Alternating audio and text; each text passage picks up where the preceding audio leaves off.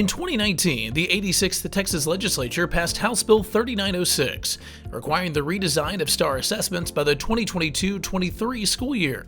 A decision initially met with some skepticism and concern from teachers. When I first heard about the STAAR redesign, I was so apprehensive. I thought, there's no way that my kids are going to be able to do this. Oh my gosh, we're barely figuring this one out, and here we go. We're going to change it again. It's going to get harder. It's going to be more. We're going to have to do more. And what do we have to teach these kids how to test now? But then the work began to address the many new elements encompassing the transition to a fully online administration of STAAR, including a 75% cap on multiple choice questions and incorporating new question types.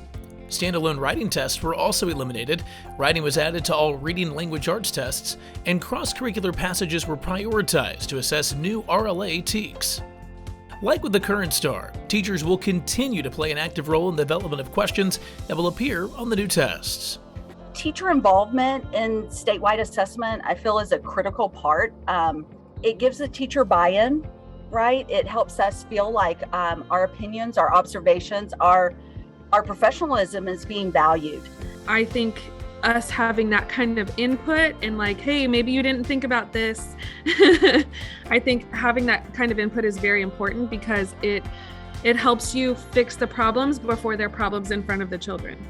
New question types and constructed response questions will give students different ways to demonstrate their proficiency. I think the new item types give students, especially like with their responses, it gives the students a way to answer the question that's not somebody else's thinking.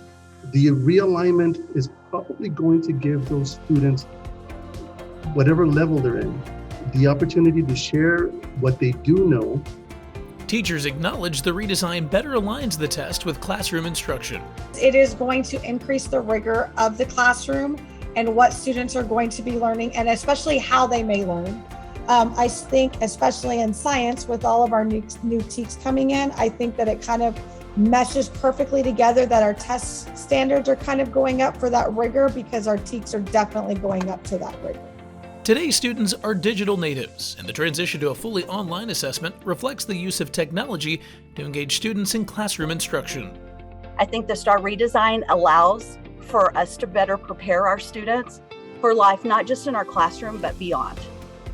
Kids are like, oh, you do this and you do this, and this is how you answer this question. And they pick up on technology so much easier. I think we're adults holding them back are not really thinking that they can do a lot of what they can. The STAAR redesign will improve the way students demonstrate their academic achievement. This is how our kids learn. It's how our kids already prove their learning to us. And so now the state is giving them the chance to do that for them as well. So definitely a thumbs up. The redesigned STAAR coming spring 2023.